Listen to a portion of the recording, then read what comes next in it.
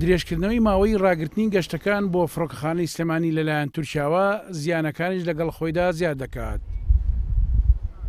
لە کاردانەوەی ئەنجامدانی ڕیفراندۆمدا حکوومەتی عێراق لە 29 ئەیلولی ساڵی 2017 گەماڕۆی خستە سەر فڕۆکەخانەکانی هەرێم. لەو کاتەدا زیانی ڕۆژانەی فڕۆکەخانەی سلێمانی نزیکەی 40,000 دلار بووە. سەرەتای ئەم ساڵ گەمارۆکە شکێنرا، بەڵام تورکیا درێژەی بەڕاگررتنی گەشتەکانیدا.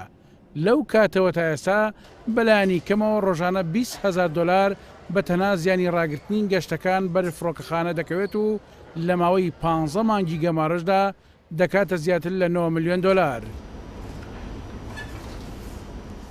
تورکیا 24 ئەم مانگە بۆ جارێکی تر ڕاگررتنی گەشتەکانی بۆ سلێمانی و بۆ ماوەی 3 مانگی تر درێژ کردەوە.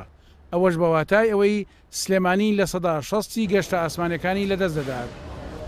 بە پێی زانیاریەکانی کێنێن لە ناو فڕۆکەخانەکەدا چەند گۆڕانکاریە کراون و ژمارەیەک ئامێر کراون کە چەندین ملیۆن دلاری تێچووە. خەرجی مانگانەی فڕۆکەخانەکەش نزیکەی 1 ملیۆن دلارە.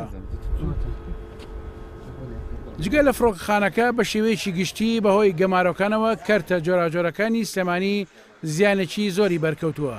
120 نووسینگە و بریکاری گەشتیاری و 45 کۆمپانیای گەشتیاری و 5 هێڵی ئاسمانی هەن.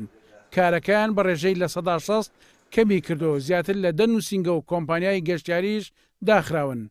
لە پێش ڕیفراندۆمدا ڕۆژانە زیاتر لە 50 بۆ 60 بلیت لە یەک نووسینگە فرۆشراوە بۆ تورکیا و بۆ ئەوروپاش زیاتر لە 20 بلیت بووە. بەڵام ئێستا ژمارەی فرۆشتنی بلیتەکان لە 50 دەست تێپەڕ ناکات. ئێمە ژۆک و کۆمپانیا و نووسینگە گەشتیارەکان لە 150 بۆ 60 زەرەرمان کردووە. تیایدا زۆربەی زۆری گەشتیارەکانمان لە هیچ شوێ، زۆربەی زۆری گەشتیارەکانمان هیلاگە بێت لێرەوە دەچێتە تورکیا، ئەبێ لێرەوە سەفەرکردن یان بچنە بەغداد لە بەغاوە سەفەرکردن بۆ وڵاتی تورکیایانە بێ لێرەوە لە سلێمانیەوە هەستن بچن بۆ هەولێر و لە هەولێریشەوە دووبارە سەفەرکردنەوە بۆ تورکیا. ئەمە زەرێکی زۆر گەورە گەینە بە ئابووری شاری سلێمانی بەگشتی و زیاد لە 10 بە 12 نووسینگە و کۆمپانیا کە ئیشەکانیان پۆچەڵ کردێتەوە، بە تایبەتی زۆربەی ژۆری شەریکە گەورەکان کە نوێنەری تورکیژێر و ئەتلەس گلۆباڵن ئەوانش زەرێکی زۆریان لێکەوتووە. جگە لە هێڵی ئاسمانی عێراق 5 کۆمپانیای فڕۆکەوانی دیکە لە سلێمانی هەن و 3 کۆمپانیای دیکەی کە سەر بە تورکیا بوون، ئەوانیش ئەتلەس گلۆباڵ و تورکش ئێرلاین و پێگاسوس کە زۆرترین گەشتیار لەمانەوە دەچوونە وڵاتانی ئەوروپا. لە دوای ڕیفراندۆمەوە لە سلێمانی نەماون، بەڵام لە هەولێر بە ئاسایی کاری خۆیان دەکەن.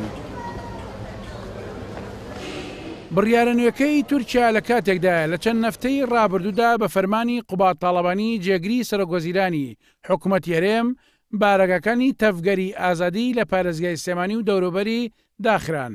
بەشێک لە چاودێرانی سیاسی پێیانوا بوو ئەم بڕیارەی قوبات تاڵەبانی بۆ ڕازیکردنی تورکیا بۆ لابردنی گەمارۆکان لەسەر فڕۆکەخانەی سلێمانی، بەڵام دیارە هەنگاوە تینوێتی حکوومەتی تورکیای نەشکاندووە. بە پێی زانیاریەکانی کێنێن تورکیا هەنگاوی تری لە یەکێتی دەوێت تا ئەوەی گەمارۆ بخاتە سەر پەکەکە و لایەنگرەکانی لە سنووری پارێزگای سلێمانی. عەبدوڕەحمان ئەبوبەکر، KNN سلێمانی.